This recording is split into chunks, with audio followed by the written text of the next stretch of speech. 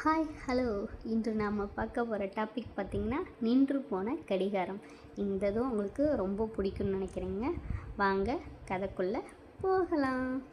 ஒரு சிறிய ஊரில் அருண் என்ற இளைஞன் இருந்தான். அவனுக்கு பழைய பொருட்கள் என்றாலே பிடிக்காது. பழசாக இருந்தால் பயனே இல்லை என்ற எல்லாவற்றையும் தூக்கி எறிந்து விடுவான். ஒரு நாள் அவனுடைய வீட்டின் பரணியில் ஒரு பழைய சுவர் கடிகாரம் கிடைத்தது. அந்த கடிகாரம் 6:15 மணியில் நின்று போயிருந்தது. அருண் அதை குப்பையில் போட நினைத்தான்.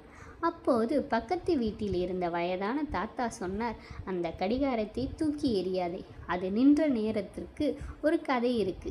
அருணுக்கு ஆர்வம் வந்தது. என்ன கதை தாத்தா என்று அருண் கேட்டான்.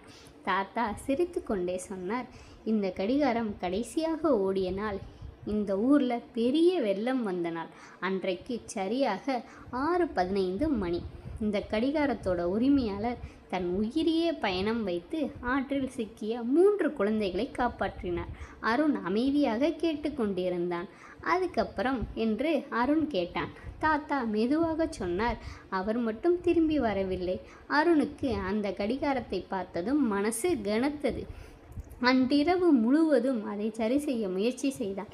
மறுநாள் காலை டிக் டிக் டிக். ஆமாங்க, கடிகாரம் மீண்டும் ஓட ஆரம்பித்தது. அருண் ஆச்சரியப்பட்டான். அப்போது தாத்தா சொன்னார், கடிகாரம் நின்று இருந்தது நேரம் நின்றதால் இல்லை, ஒரு நல்ல மனிதனின் நினைவு மறக்கப்பட்டதால். அந்த நாளிலிருந்து அருண் பழைய பொருட்களை தூக்கி எறியவில்லை. அதன் பின்னால் இருக்கும் கதையை முதலில் கேட்க ஆரம்பித்தான். கதை சொல்லும் நீதி. பழையது என்பதற்காக எதையும் மதிப்பில்லாதது என்று நினைக்காதீர்கள்.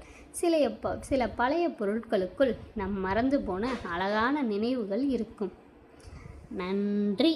கதை பிடிச்சிருந்தா சப்ஸ்கிரைப் பண்ணிக்கோங்க, லைக் பண்ணுங்கள், ஷேர் பண்ணுங்கள்.